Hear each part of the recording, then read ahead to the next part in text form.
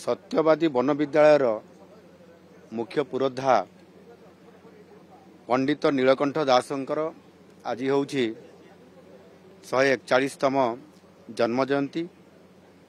आई अवसर में आज विधानसभा प्रांगण में उत्कल माटीर सुयोग्य संतान को श्रद्धांजलि जनायापाई एठी आमे समस्ते एकत्रित होइछु।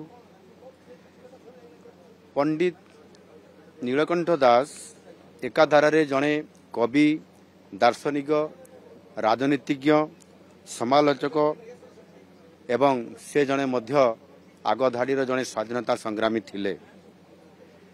ओडिया साहित्यर पंडित नीलकंठ दास होउछंती जड़े विस्मयकर प्रतिभा। ओडिया साहित्यर जड़े सारस्वत प्रज्ञा पुरुष तथा जड़े ज्ञान तपस्वी और जड़े स्वाभिमानी राष्ट्रनीतिज्ञ थिले पंडित नीलकंठ दास। तांकर अवदान पाई ओडिया जातिर से आज चिर वंदनीय होइकरी रहिछंती।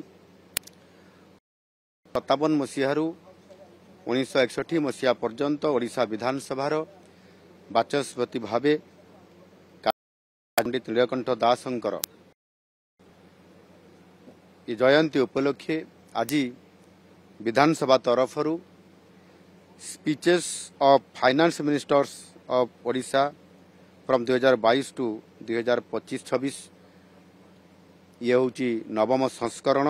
ये पुस्तकर आज तार प्रकाशनर उन्मोचन होइछि।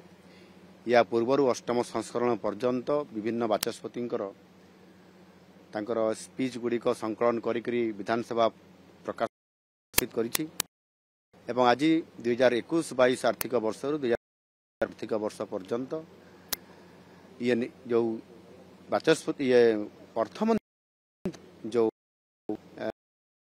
बजेट स्पीच गुड़िक विशेष करी स्थान दि जाए आ ताहा स्वतंत्र भाव में स्थान पाई। आज तार उन्मोचन पुस्तक गुरुत्वपूर्ण तथ्य ठारू आरंभ करी गवेषक, बुद्धिजीवी, विद्यार्थी तथा साधारण जनता निश्चित भाव यह खूब उपादेय हो पारिबो। आ सेथि पई आम बाचस्पति